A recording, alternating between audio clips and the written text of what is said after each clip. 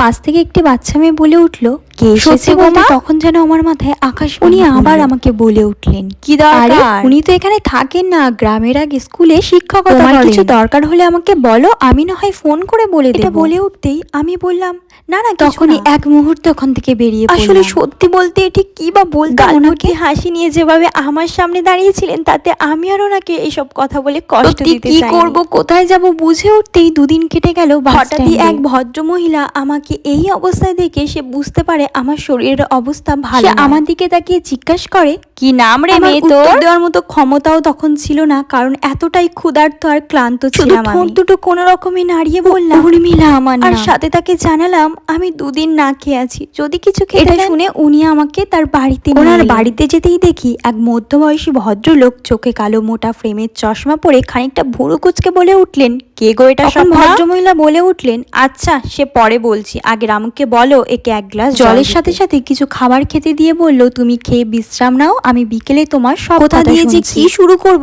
কিছুই ভেবে পাচ্ছিলাম না। তারপর আমার সাথে যা যা ঘটেছে আর যার জন্য আমি আজকে এই পরিস্থিতিতে দাঁড়িয়ে আছি সবটাই খুলে তিনি সবটা শোনার পর দীর্ঘশ্বাস ফেলে আমাকে প্রশ্ন করে, এবারে কি করবে ঠিক করেছো? আমি বললাম আমি পড়াশোনা করতে চাই, কারণ আমার বড় হয়ে ডাক্তার হওয়ার ইচ্ছাটা তাকে সাথে তাকে এও জানালাম আমার গর্ভে যে শিশুটি রয়েছে তাকে আমি পৃথিবীর আলো দেখাতে চাই। তিনি সবটা শুনে বললেন, সবই ঠিক আছে, কিন্তু তোকে মানসিক আর শারীরিকভাবে শক্ত হতে হবে। এরপর শহরের আগে স্কুলে আমাকে ভর্তি করে দেয়। স্কুলের কয়েক মাস যেতে না যেতেই বাকি বন্ধুরা আমাকে নিয়ে হাসাহাসি করা শুরু করলো, কারণটা আমি বেশ ভালোই বুঝতে পারছি। ক্লাস 11 এ পরীক্ষার সময় আমার ডেলিভারির সময়, এর জন্য পরীক্ষার রেজাল্ট খারাপ, তবে উচ্চ মাধ্যমিক পরীক্ষায় বেশ ভালো রেজাল্ট নিয়ে পাশ করে আমি ডাক্তারি পড়াশোনা শুরু করে দিই। নাম করা ডাক্তার হই। আমার মেয়েকেও বিদেশে পড়াশোনার জন্য দাদাবাবু আজ আর বেঁচে নেই, দিদিমণি সমস্ত দায়িত্ব বাবা মায়ের একমাত্র সন্তান আমি। তাদের বৃদ্ধ বয়সে একদিন হঠাৎ করে রাস্তা দিয়ে যাচ্ছিলাম, একটা অল্প বয়সী মেয়ে আমার গাড়ির বোনেটের সামনে হঠাৎ মাথা, আমি ততক্ষণে গাড়ি থেকে বেরিয়ে ওর চোখে মুখে জল দিয়ে ওকে আমার